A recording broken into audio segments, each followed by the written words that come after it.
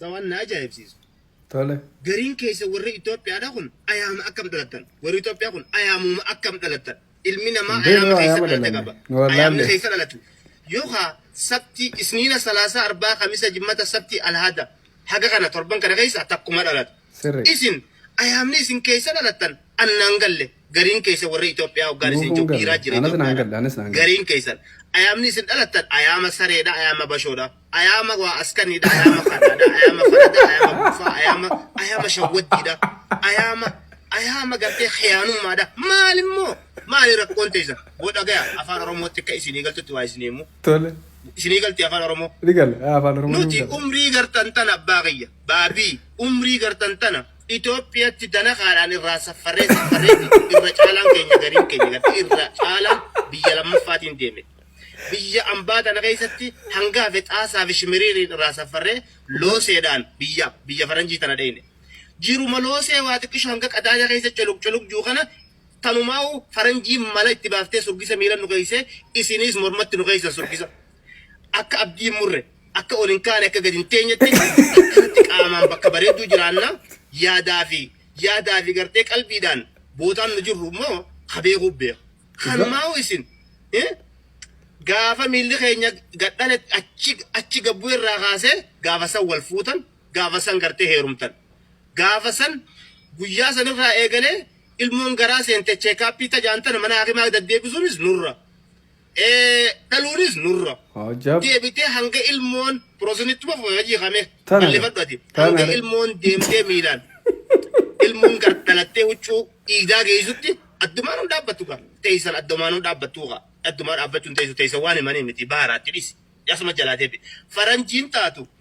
jaarmaya jaarrattee ajjeertee miggaartee xaxxee shaxxee dagalchitee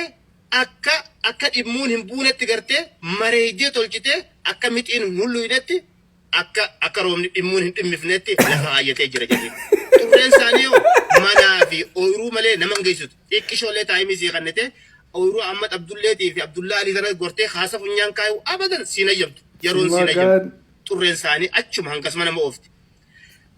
jaarmaya jaarratan kana keessa kaayaniiti jaarmaya kana keessatti waxmada saayaan ilaal surgisa kaayaniiti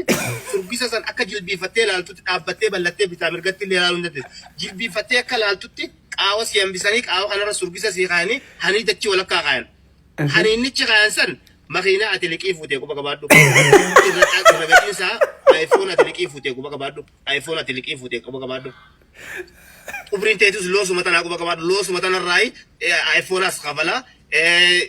makiinaas kabalaa numa deemu jirti beek isinis achi yaddaan dhaabutti hin jirtanii mashkulaan teessan gartee rakkoon teessan addumaanuu dhaabbadde gatii tana tanuma qoddachuu jirraa quba qabaadhu xiqqishumallee mee waan ajaa'ibaa siimu akkuma mana keenya keessa tatteenyee xiqqishoo hafuuran baafannes piroosesa lafa kaayanii jira jarri maal jaan nuti biyya teenyatti gaafuma dhukkubsannee mana hakimaa dheeyinaa miti jarri sumaa deemuu kana sifattashee si barabbaree adda sifattashee doktara minaamin doktareeshi minaamin jala kaayanii sifattashan abbaa kiyya amata shanii fi amata ja'a booda dhukkubaati si qabuu deemus ammuma sitti himan sii lafa kaayanii baatii hangana booda takka umata hangana booda dhukkuba barbareedha ka sukkaraa ka soogiddaa kamanaamineshini si qabu jiraa si qabu deema waan akkana akkanaa kanarraa fagaadhu mataa kana keessa si jirti yoom gatteessa mana kee keessatti yoom hafuura baafat yoom xiqqisha gatteesseef dhagam jarana waa isineemu mee xiqqishuma isin kadhanna faranjii tana salallee waa kadhachuu hin dandeenyu faranjii nuuddi barbaaddateetti dhufe mee isin kana afaan wal beena mee xiqqisha isin kadhannaa baatuma jaha yaa jaran baatuma jaha silaa wallee baatiin jaaniin beekaa isin biratti amata jaha baatii jaha hafuura nuu kannaa xiqqisha if dhageeffanname akka gatteenyeeti jiruu tana teenya tanatti as deebinee nutis gartee jireenya qabna ilmoo qabna maarree qabna minaamineeshin qabna mee xiqqisha if dhageeffannu nutis teenya tunis taraa kan maqaa keenya keessani jijjiirre teenya jireenya keenya keessan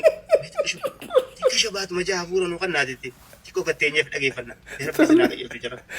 sitti haayim rabbiini